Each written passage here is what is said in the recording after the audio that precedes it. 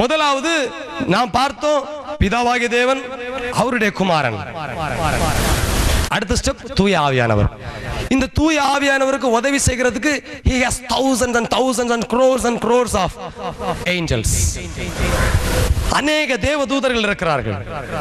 இந்த தேவதூதர்களுடைய சத்தத்தை கேட்டு, ஆவியானுடைய சத்தத்தை கேட்டு, இயேசுனுடைய சத்தத்தை கேட்டு, அல்லது பிதாவாகிய தேவனுடைய சத்தத்தை கேட்டு, ஒரு தேவனுடைய தூதனுடைய சத்தத்தை கேட்டு, அல்லது தூய ஆவியானுடைய சத்தத்தை கேட்டு, அல்லது ஆண்டவராகிய இயேசு கிறிஸ்துவினுடைய சத்தத்தை கேட்டு, அல்லது பிதாவாகிய தேவனுடைய சத்தத்தை கேட்டு, இதெல்லாம் நான் பிறகு விளக்கமா சொல்றேன். இப்ப இந்த சத்தத்தை கேட்டு நடக்கிற தேவனுடைய தீர்க்கதரிசிகள் தேவனுடைய வார்த்தையை பிரசங்கிப்பார்கள். இப்ப அடுத்த order, the next order to the kingdom of the darkness. இப்ப சாத்தானுக்கு அதே ஆங்கிள், அவன் ஏன்னா பரலோகத்துல இருந்து வந்தனால அதே அமைப்பை வச்சிருக்கான் பாருங்க. the Satan and his demonic angels, அவனுடைய தேவதூதர்கள், அவனோடு விழுந்து போன தூதர்கள். அடுத்தபடியாக அவன் வைத்திருக்கிறது ஆன்டி கிரைஸ்ட், இயேசு கிறிஸ்துவுக்கு ஒப்பனையாக அவன் வைத்திருப்பது ஆன்டி கிரைஸ்ட். அதுக்கு அடுத்தபடியாக தேவனுடைய தீர்க்கதரிசிகளுக்கு பதிலாக அவன் தன்னுடைய கள்ள தீர்க்கதரிசிகளை அங்க வைத்திருப்பதை அங்க பார்க்க முடியும். ஸ்டெப் 1, ஸ்டெப் 2, ஸ்டெப் 3, ஸ்டெப் 4, 4 படியாக அந்த அமைப்பு அமைக்கப்பட்டிருக்கிறது.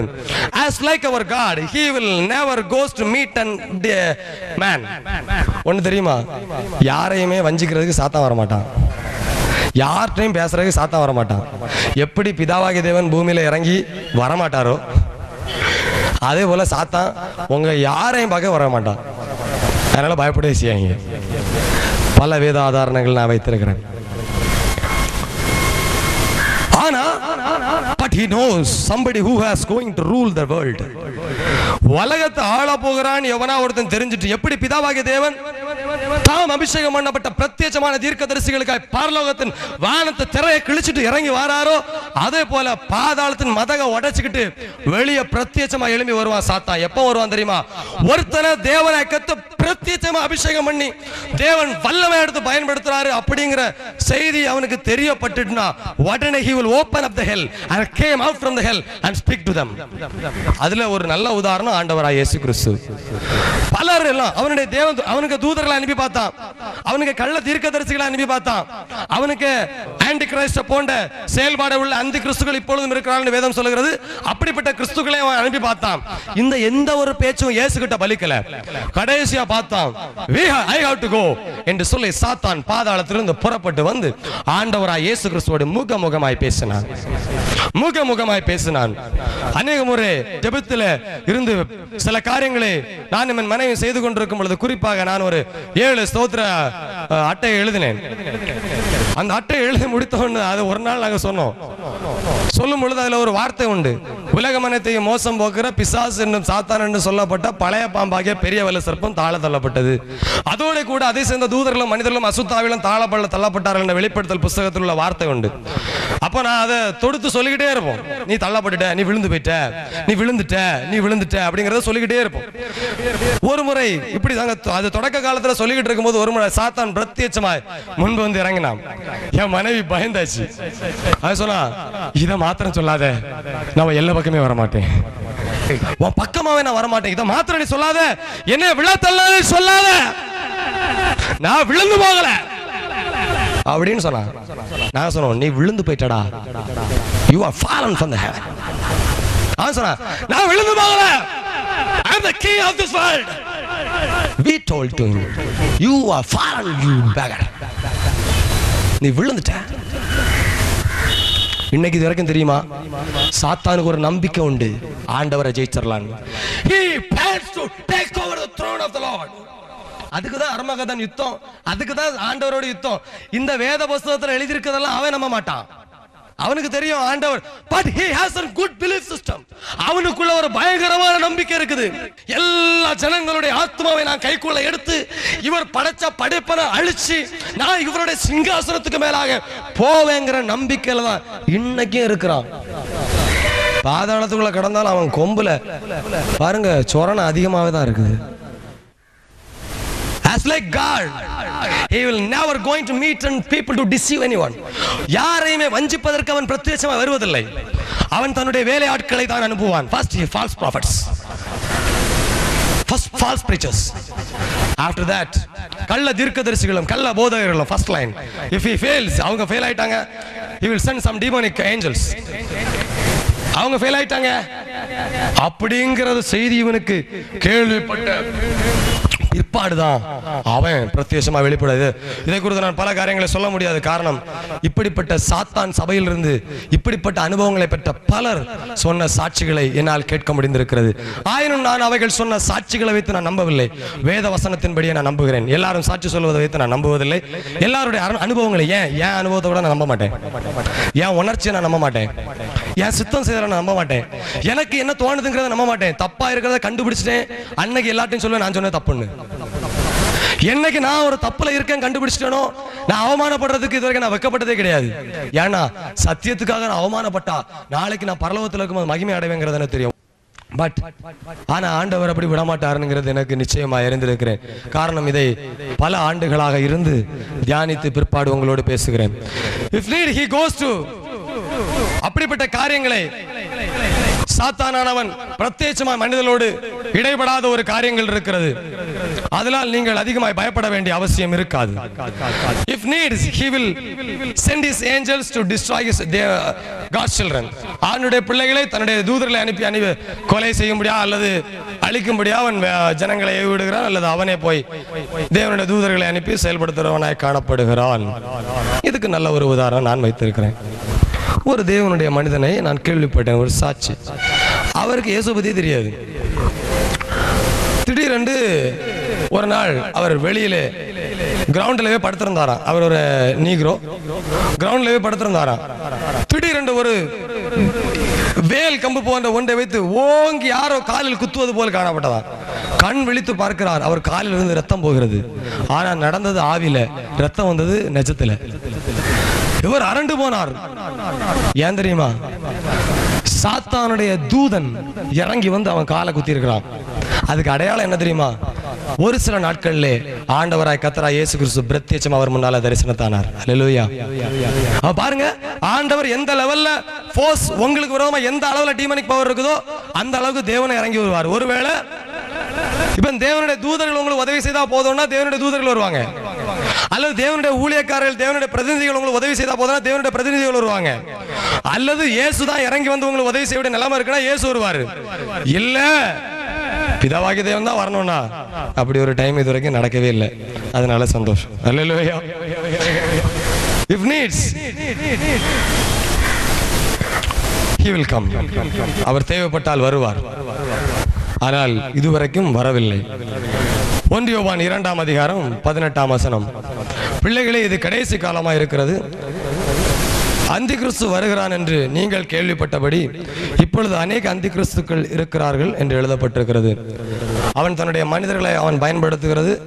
ஆன்டி கிரைஸ்ட் அல்லது அந்தி கிறிஸ்து என்கிற ஒரு மரே மனிதன் ஆண்டவராய் இயேசு கிறிஸ்துக்கு ஒப்பனையாக அவன் தனக்கென்று வைத்திருக்கிறான். அவன் மறுபடியும் இந்த பூமியில வருகிறான். ஆனால் இப்பொழுதும் அவனுடைய ஆவியை உடைய மனிதர்கள் இன்றும் பூமியிலே அந்தி கிறிஸ்துக்களாய் அலைந்து திரிகிறார்கள் என்பதில் எந்த ஐயமும் இல்லை. இதை எழுதும் பொழுது அப்போஸ்தலனாகிய யோவான் எழுதின 1ஆம் நூற்றாண்டு காலத்தில் அவர் சொல்றார், இப்பொழுதும் அந்தி கிறிஸ்துக்கள் இருக்கிறாங்கன்னு சொல்றாரு. சரி, அதனுடைய பல வியாக்கியானங்கள் உண்டு. அதுல ஒரு காரியம், அது வரப்போகிற அந்தி கிறிஸ்துவை குறிப்பிடுகிறதா காணப்படுகிறது. மட்டுமல்ல, அப்பொழுது காலகட்டங்களில் இருந்த அந்தி கிறிஸ்துக்களை குறிப்பிடுகிறது. அது மாத்திரமல்ல, வரப்போகிற சாம்ராஜ்யங்களிலே பல எல்லைகளில் இது குறிப்பிடப்படுகிற ஒரு மிகப்பெரிய வசனமாய் காணப்படுகிறது. அதனால் அந்த எல்லைகளுக்குள்ள நான் போக விரும்பல. Mostly he used the spirit of antichrist or spirit of Satan or spirit of deception to deceive his children. இந்த சாத்தான் என்ன செய்கிறான் என்று சொல்லி பார்த்தோமானால், குறிப்பாக அவன் தன்னுடைய அந்தி கிறிஸ்துவின் ஆவியை உடைய மனிதர்களை எடுத்து அல்லது அப்படிப்பட்ட வஞ்சகத்தின் ஆவிகளை எடுத்து அவன் பயன்படுத்துகிறவனாய் காணப்படுகிறான். எதற்கு அவன் அதை பயன்படுத்துறான்னா, கூடுமான மட்டும் தேவனுடைய பிள்ளைகளை அவன் தன்வசமாய் இழுத்துக் கொள்ள வேண்டும் என்பதே. இப்போ சொல்றேன், false prophet and demonic angels, Antichrist and Satan. False prophet, demonic angels, Antichrist and Satan. இதுதான் வரிசை. சரி, இன்னும் கொஞ்சம் கூட ஆழமா போலாம். இந்த கள்ள தீர்க்கதரிசிகளுக்கு வேலை என்ன என்பதை நம்ம பார்க்க போறோம். வரிசையா பார்ப்போம். வெளிப்படுத்தல் சுவிசேஷ புஸ்தகம் 13ஆம் அதிகாரம் 11ஆம் வசனம், மிருகம் பூமியிலிருந்து எழும்ப கண்டேன் என்று எழுதப்பட்டிருக்கிறது. 12ஆம் வசனம், மிருகத்தை பூமியும் அதன் குடிகளும் வணங்கும்படி செய்தது என்று எழுதப்பட்டிருக்கிறது. இந்த கள்ள தீர்க்கதரிசி என்று சொல்லப்படுகிற அந்த நபர் ஆட்டுக்குட்டியின் நாவிலே சர்பத்தின் நாவை உடைய அந்த ஆட்டுக்குட்டி அந்த கள்ள தீர்க்கதரிசி என்ன செய்தது என்று சொல்லி பார்த்தோமானால் மிருகத்தை வணங்கும்படி செய்தது என்று எழுதப்படுற மிருகம் என்று சொல்லி பார்த்தோமானால் அது அந்தி கிறிஸ்துவை குறிக்கிறது. தனிப்பட்ட முறையிலே அது ஒரு மனிதனை, அந்தி கிறிஸ்து என்கிற மனிதனை குறிக்கிறது. இரண்டாவதாக அது தனிப்பட்ட ரீதியிலே ஒரு சாம்ராஜ்யத்தை குறிக்கிறது. சரி, சாம்ராஜ்யத்தை விட்டு விடுவோம். we are not going to meditate that part. அந்த சாம்ராஜ்யத்தை குறித்து நாம் தியானிக்க போவதில்லை. தனிப்பட்ட மனிதனை குறித்து நாம் தியானிக்க போகிறோம். தேவனுடைய தூதர்கள், தேவனுடைய தீர்க்கதரிசிகள் இயேசு கிறிஸ்துவை வணங்கும்படி செய்யறாங்க. ஆமென். அதே போலவே இந்த கள்ள தீர்க்கதரிசிகள் என்ன செய்வாங்கன்னா அந்தி கிறிஸ்துவை வணங்கும்படி செய்வாங்க. 2 பேதுரு 4ஆம் அதிகாரம் 4ஆம் வசனம், பாவம் செய்த தூதர்களை தேவன் தப்ப விடாமல் அந்தகார சங்கிலினாலே கட்டி நரகத்திலே தள்ளி நியாய தீர்ப்புக்கு வைக்கப்பட்டவர்களாக ஒப்பு கொடுத்து என்று எழுதப்பட்டிருக்கிறது. இப்ப இங்க நம்ம பார்க்கும் பொழுது ஆண்டவராய் கர்த்தர் அந்த தூதர்களை விசேஷமாக, நான் இப்ப சொன்னேன், கள்ள தீர்க்கதரிசி டீமனிக் ஏஞ்சல்ஸோடு உங்களை தொடர்பு பண்ணி விடுறாங்க, அல்லது வானமண்டலத்தின் பொல்லாத ஆவிகள் என்று குறிப்பிடப்படுகிறது, அல்லது அந்த ஆவிகளோடு உங்களை தொடர்பு கொள்றதுக்கு விடுறாங்க. False prophets make your spirit to communicate with the demonic angels. உங்க ஆவிய, மனிதனுடைய ஆவிய அசுத்தாவின் மண்டலங்களோடு அல்லது அந்த டீமனிக் ஏஞ்சல்ஸோடு தொடர்பு கொள்ளும்படியாக விடுகிறார்கள் என்று நான் சொன்னேன்.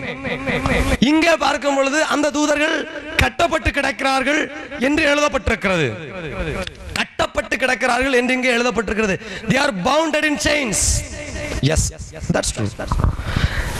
அப்போ அந்த கட்டப்பட்ட அனுபவம் இருக்குமானால் அந்த ஆவியினுடைய ஆதிக்கம் இந்த பூமியில இருந்திருக்க கூடாது. அதனுடைய பொருள் என்னன்னா, கட்டப்பட்ட நிலைமைன்னா அந்த கட்டப்பட்ட நிலைமை என்கிற அனுபவம் அது தன்னுடைய முழு வல்லமையோடு செயல்பட முடியாது என்பது பொருள்.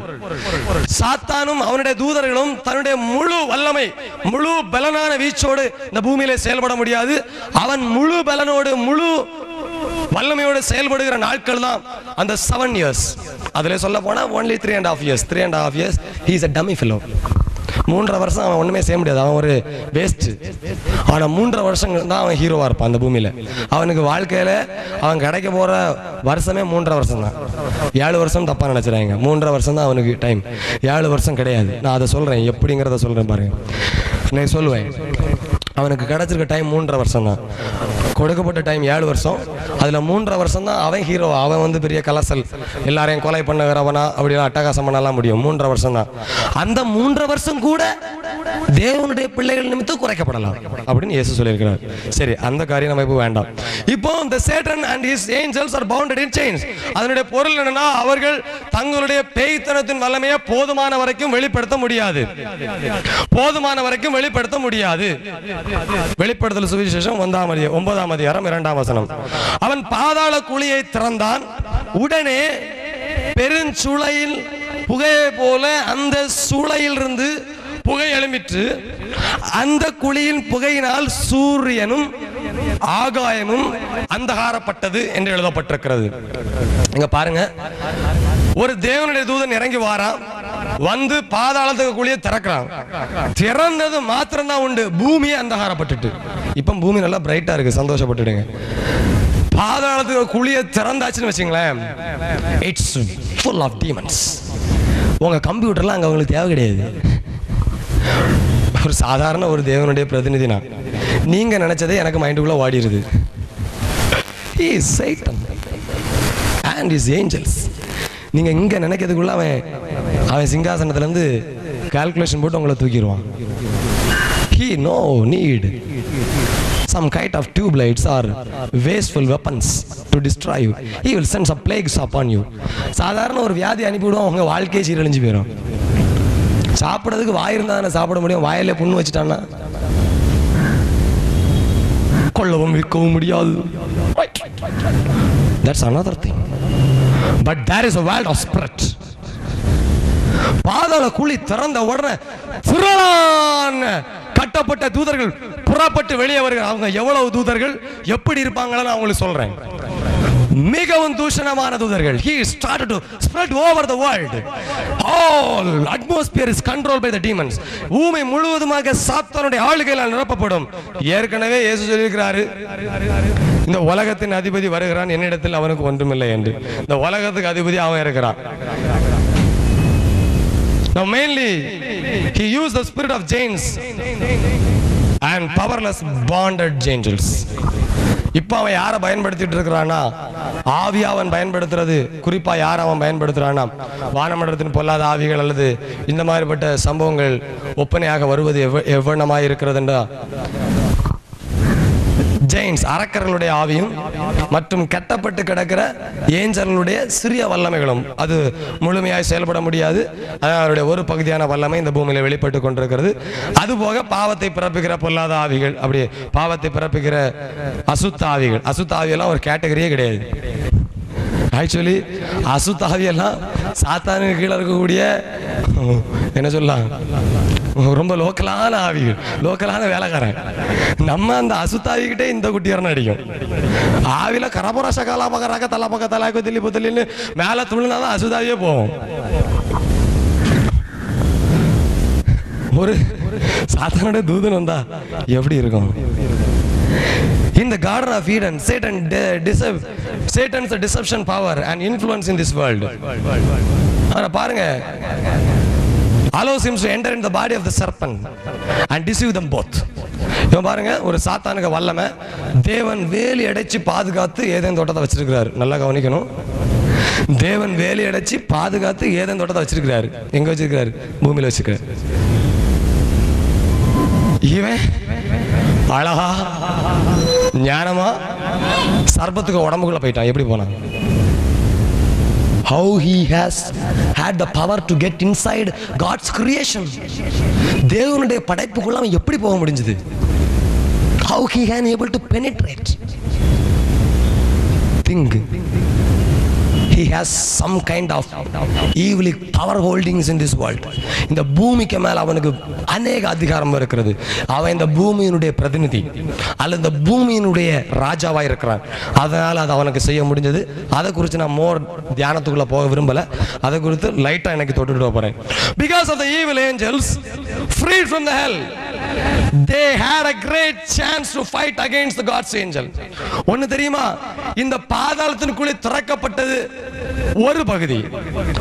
இந்த பகுதியிலிருந்து வந்த தேவனுடைய அசுத்த தூதர்கள் புறப்பட்டு சென்று தேவனோடும் தேவனுடைய தூதர்களோடும் யுத்தம் பண்ணுகிறார். அதாவது ஆண்டவராய் இயேசு கிறிஸ்துவோடும் மிகாவேல் தூதனோடும் யுத்தம் பண்ணுவதை குறித்து வெளிப்படுத்தல் 12ஆம் அதிகாரம் 7ஆம் வசனத்திலே வலு சர்ப்பமும் அதை சேர்ந்த தூதரும் யுத்தம் பண்ணியும் ஜெயம் கொள்ளவில்லை என்று எழுதப்பட்டிருக்கிறது. அவங்கள ஜெயிக்க முடியல. வலு சர்ப்பமும் அவருடைய தூதர்களும் தோற்கப்பட்டு போயிட்டாங்க. அந்த யுத்தம் அதோடு முடியல. அதுல இருந்து வானத்திலிருந்து கீழே பூமியில விழுந்துட்டாங்க. இது அவனுக்கு மூணாவது வீழ்ச்சி. இது அவனுக்கு மூணாவது வீழ்ச்சி. முதல் வீழ்ச்சி பிதாவினுடைய மகிமையிலிருந்து ஸ்வங்னு கீழே வந்து விழுந்தான். இரண்டாவது வீழ்ச்சி, இயேசு கிறிஸ்து தம்முடைய சீடர்களை அனுப்பிவிட்டு பிசாசுகளை துரத்துன்னு சொல்லும்போது வானமண்டலம் தோப்புன்னு, வானமண்டலம் எனக்கு ஹீரோ அப்படின்னு இருந்தான். அங்கிருந்து பிடிச்சு கிளதலி போட்டார் இயேசு. இப்ப ஆவியான ஒரு டைம் அவர் இந்த பூமியிலிருந்து he is going to put him into the hell. அவனை பாதாளத்துக்குள்ள போட போறார். இந்த 3 steps. ஒன்னு ஆவியானவருடைய செயல், another one God Jesus Christ, another one Holy Father. Father கிட்டலாம் நினைக்கிறதுக்கு முன்னால கீழே வந்துருவான். இயேசு கிட்ட கொஞ்சம் டைம் எடுத்து சண்டை போட்டு, ஆவியானவர்கிட்ட கொஞ்சம் கூட பலமா சண்டை போடணும். சண்டை போட்டு கீழே விழுறான். எப்படியோ அவன் ஜெயிக்கல.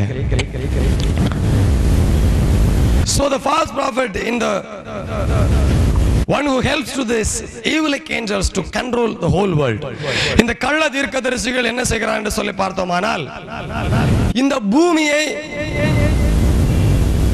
அசுத்த தூதர்கள் ஆளுகை பண்ணுவதற்கு இவர்கள் உதவி செய்கிறார்கள். தேவனுடைய தூதன் கட்டவள் தூட்டுட்டு போயிட்டான். ஆனா இந்த ஈவில் ஏஞ்சல்ஸ்க்கெல்லாம் உதவி செய்யறது யாருன்னு பாத்தீங்கன்னா கள்ள தீர்க்கதரிசிகள். இப்ப இருக்கிற கள்ள தீர்க்கதரிசிகள் ஆட்டுத்தோல் போத்தின ஓநாய்கள். இப்ப இருக்கிற அடிபட்டு கட்டப்பட்டு கிடக்கிற சாத்தானுடைய தூதர்களுக்கு சத்தத்தை கேட்டு வாழக்கூடியவங்க. ஆனா அப்ப வரப்போகிற கள்ள தீர்க்கதரிசியும் அவனு கூட இருக்கக்கூடிய கள்ள தீர்க்கதரிசிகளும் அப்படிப்பட்டவங்க கிடையாது. அவர்கள் வலு சர்ப்பத்தினுடைய நாவின் அதிகாரம் உடையவர்கள். கட்டப்பட்ட ஏஞ்சலுடைய உதவி இல்ல, கட்டவிழ்க்கப்பட்ட சாத்தானுடைய ஏஞ்சலுடைய உதவியோடு அவர்கள் இருப்பாங்க. அப்படி இருந்த பிறகும் 3.5 வருஷ காலம் அவங்களால ஒண்ணும் செய்ய முடியாது. அதை நான் சொல்றேன் பாருங்க, 3.5 வருஷ காலம் ஒண்ணும் செய்ய முடியாது. They are look like an girls. பெண் பிள்ளைகள் மாறி கையை வச்சுட்டு வாயை பொத்திட்டு பேசாம இந்த பூமியில் இருக்க வேண்டியதான். 3.5 வருஷம் கழிச்சுதான் அவிழ்க்கப்பட்ட தூதனுக்கும் ஹீரோயிசம் காண்பிக்க முடியும். அதுக்கு நான் சொல்றேன் பாருங்க, இந்த ஃபால்ஸ் ப்ராஃபட்ஸ் என்ன செய்றாங்கன்னு பாருங்க. வெளிப்படுத்தல் 13:15 மிருகத்தின் சொரூபத்திற்கு ஆவியை கொடுக்கும்படி அதற்கு சத்துவம் கொடுக்கப்பட்டுள்ளது. சர்பத்துக்கு உடம்ப சேட்டன் took off. ஏதேன் தோட்டத்துல. இங்க பாருங்க, அந்த மிருகத்துக்கு சொரூபத்துக்குள்ள ஆவியை வைக்கிறது யாருன்னு பாத்தீங்கன்னா the false prophet. கள்ள தீர்க்கதரிசிகள் தான் மிருகத்துக்கு உடம்புக்கு உள்ளால அல்லது மிருகத்துக்கு உருவத்துக்கு உள்ளால சிலைக்க உள்ளால மண்ணுக்குள்ள தேவன் தம்முடைய ஆவியை வச்சாரு. இவன் சிலைக்க உள்ளால ஆவி வைக்க போறான். ஒரு சர்பத்துக்கு உள்ளால எப்படி சாத்தா போனா, எப்படி போனா இப்படிதான் போனா. எப்படி போனா, எப்படி கள்ள தீர்க்கதரிசி ஆவிய ஒரு விக்கிரகத்துக்கு மேல வச்சு அல்லது அந்த அந்த கிறிஸ்துவனுடைய உருவத்துக்கு உள்ளால வச்சானோ சிமிலர்லி. லுக், ஒரு ஃபால்ஸ் ப்ராஃபட் எவ்வளவு தூரம் செய்ய முடியுங்கிறத பாருங்க. எவ்வளவு தூரம் செய்ய முடியுங்கிறத பாருங்க. ஒரு ஆவிய இல்லாத ஒரு எல்லைக்குள்ள அவனால வைக்க முடியுது.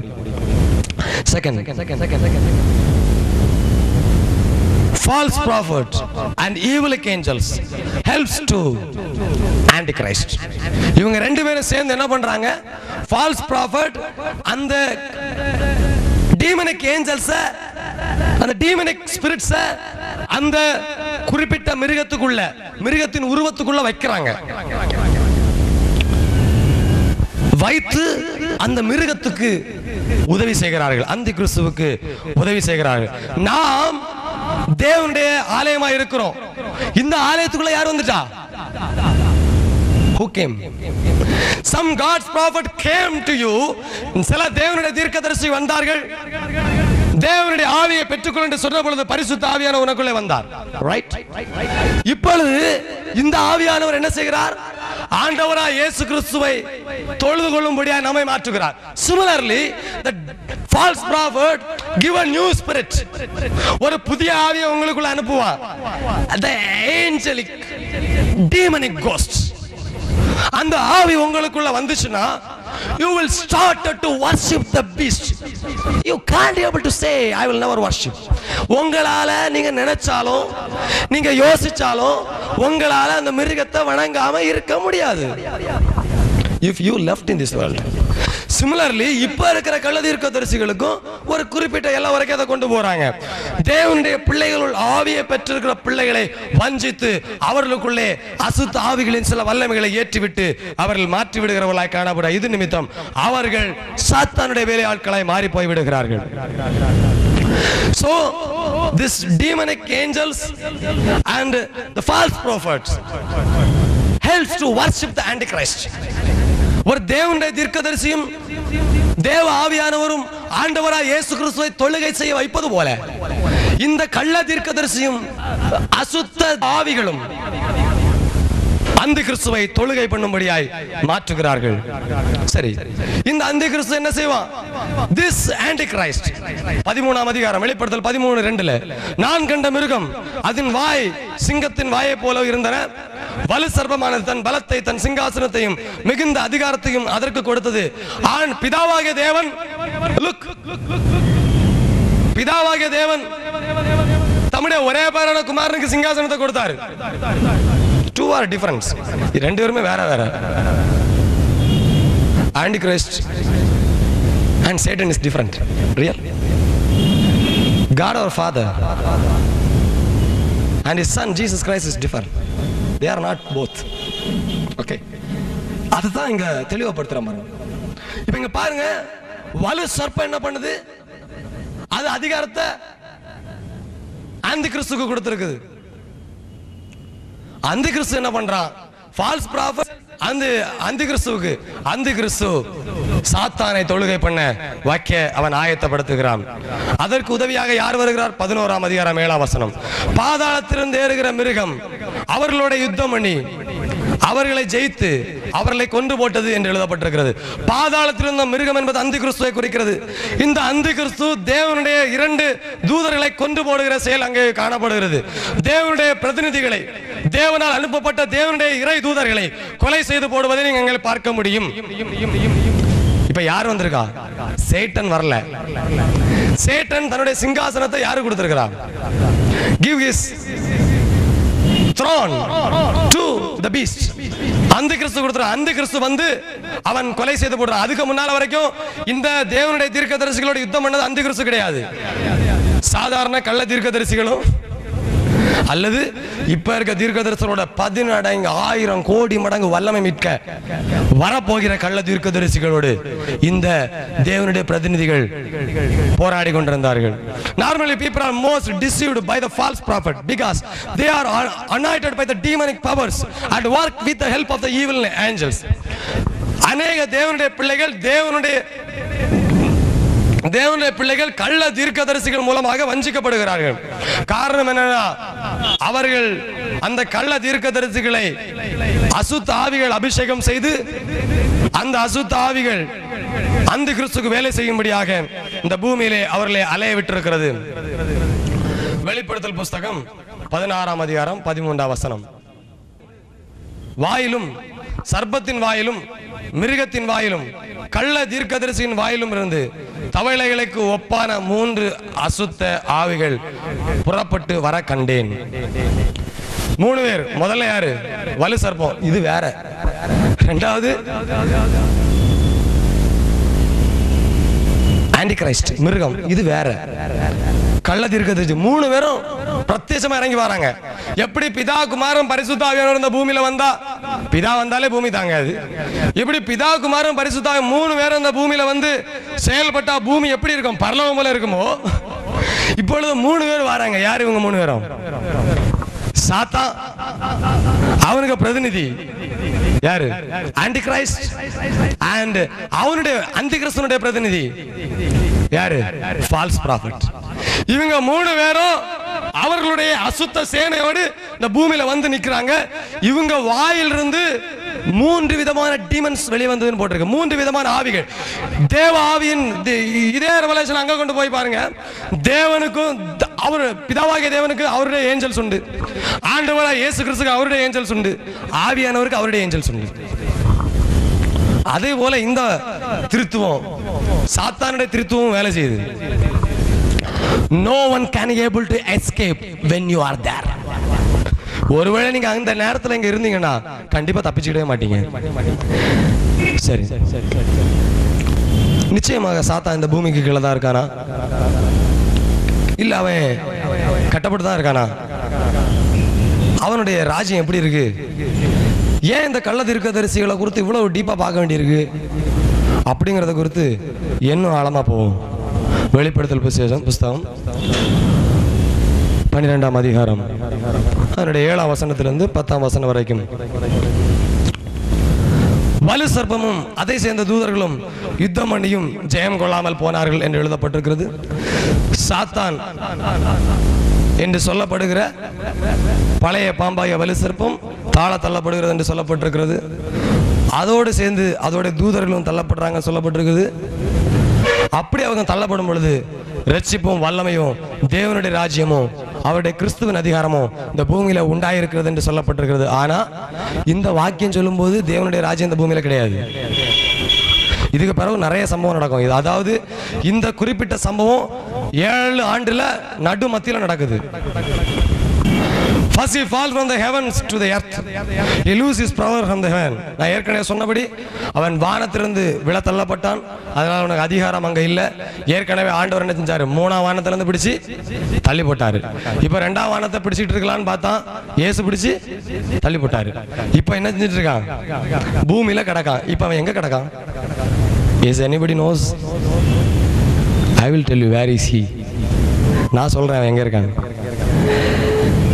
In faith now you can able to destroy his power. இன்னைக்கு விசுவாசத்தினால சாத்தானுடைய வல்லமையில ஜெயித்து வாழ்றீங்க. பரலோகம் உங்களுக்கு முன்னதாக இருந்து உங்களுக்கு உதவி செய்து இந்த பூமியை ஆளுகை செய்ய வைக்கிறது. If you fails you will lose your ruling in this world. நீங்க ஒருவேளை யுத்தத்துல தோத்து போயிட்டீங்கன்னா, நீங்க இருக்கிற எல்லையில தோத்து போயிட்டீங்கன்னா, அல்லது உங்களுக்கு கூட இருக்கிற தேவ ஆவியானவர் தோற்கடிக்கப்படக்கூடாதபடிக்கு நீங்க பார்த்துக்கொள்றவங்களா காணப்படணும். ஏன்னா அவனுடைய சேனை இன்னும் வல்லமை குறையல. That's why Jesus said after disciples cast out the demons. அதனால ஆண்டவராய் இயேசு கிறிஸ்து சொன்னார், இதோ என்ன செய்தான்? லூக்கா 10ஆம் அதிகாரம் 17-18 சொல்லுங்க. என்ன செய்ய? சாத்தான் என்ன செய்யறாங்க? இதோ மின்னலை போல கீழே விழுறான் அப்படின்னாரு. மேல இருந்து பிடிச்சு தள்ளி போட்டாரு. அதுக்கு பிறகு சாப்டர் 19 அதுல வெளிப்படுத்தல் சுவிசேஷ புத்தகம் 19ஆம் அதிகாரத்தை நீங்கள் வாசிக்கும் பொழுது, அப்பொழுது மிருகம் பிடிக்கப்பட்டு அதுக்கு பிறகு சிறை பிடிக்கப்பட்டு உள்ளே அடைக்கப்படுகிறது என்று சொல்லி பார்க்கிறோம். அதாவது பாதாளத்திலிருந்து வெளியே வந்து மறுபடியும் பிடிக்கப்பட்டு மறுபடியும் சங்கிலியில் கட்டப்படுது. அதுக்கப்புறம் 1000 ஆண்டுகள் கழித்து மறுபடியும் அது கட்டவிழ்க்கப்படுகிறது. மறுபடியும் அதற்கு நியாய தீர்ப்பு கொடுக்கப்படுகிறது என்பதை குறித்து நான் நியாய தீர்ப்பு அல்ல, அதுக்கு நியாய தீர்ப்பு கொடுக்கப்படல, அதுக்கு நரகத்துல போடுறாங்க. சரி. So now we are in this world. நம்ம இந்த உலகத்துல இருக்கிறோம். பாதாளம் பூமியில இருக்குதா பரலோகத்துல இருக்குதான்னு நிறைய பேருக்கு ஒரே குழப்பம். இன்றைக்கு பாதாளம் எங்க இருக்கிறாங்க லைட்டா பார்க்க போறோம். ஏன்னா கள்ள தீர்க்கதரிசிகளுக்கு உதவி செய்யற எல்லாமே பாதாளத்தின் வல்லமைகள். வெளிப்படுத்தல் புத்தகம் 17ஆம் அதிகாரம் 18ஆம் வசனம், நீ கண்ட மிருகம் முன்னே இருந்தது இப்பொழுது இல்லை, அது பாதாளத்திலிருந்து ஏறி வந்து நாசமடைய போகிறது. உலக தோற்றம் முதல் ஜீவ புஸ்தகத்தில் பேர் எழுதப்படாத அப்படின்னு சொல்லி அதுல எழுதப்பட்டிருக்குது. இந்த மிருகம் எங்க இருந்து வருது பாருங்க. அந்த கிறிஸ்து எங்க இருந்து வாரான்? பாதாளத்துக்குள்ள இருந்து வாரான். இந்த தரிசனத்தை பார்க்கும்போது அப்போஸ்தலன் யோவான் எந்த இடத்தை பார்த்தாரு? கடலை பார்த்தாரு.